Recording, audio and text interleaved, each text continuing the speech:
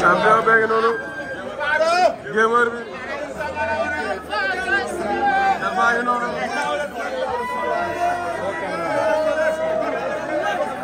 ngi noonu gamer bi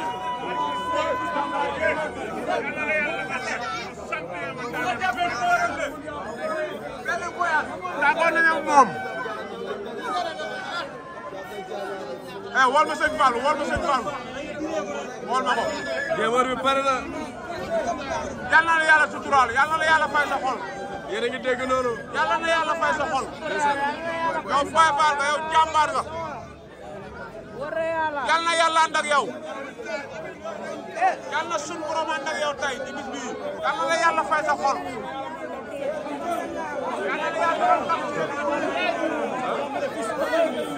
yal na la yàlla defal ndam lu sell ku yal na la yàlla fay sa xol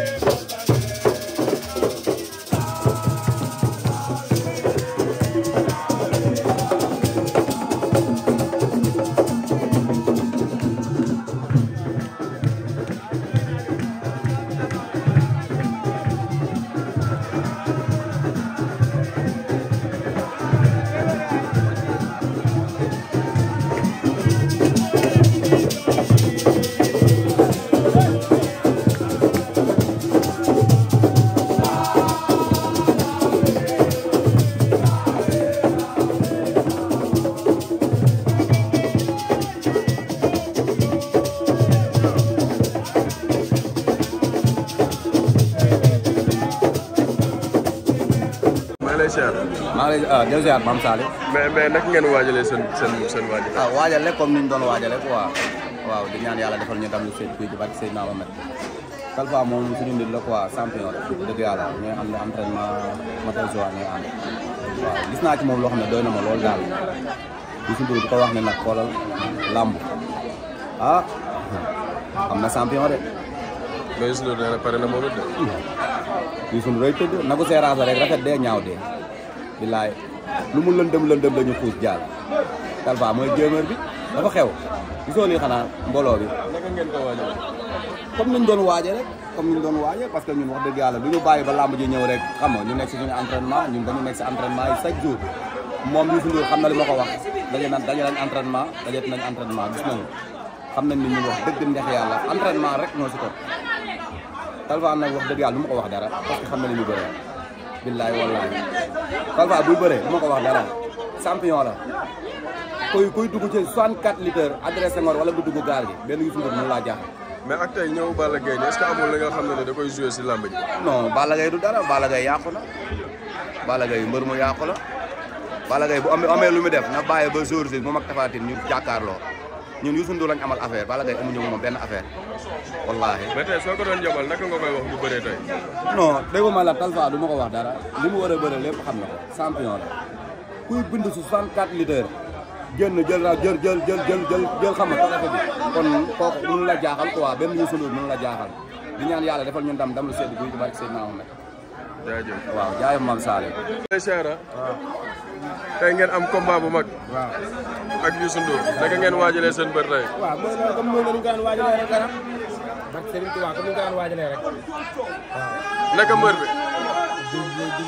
di woo ñëpp rek di def no fair play ñu jéem a dem ñun daan demee ñu demee rek waaw macha allah daal. mais est-ce que xam ngeen ne tey am ngeen combat. non.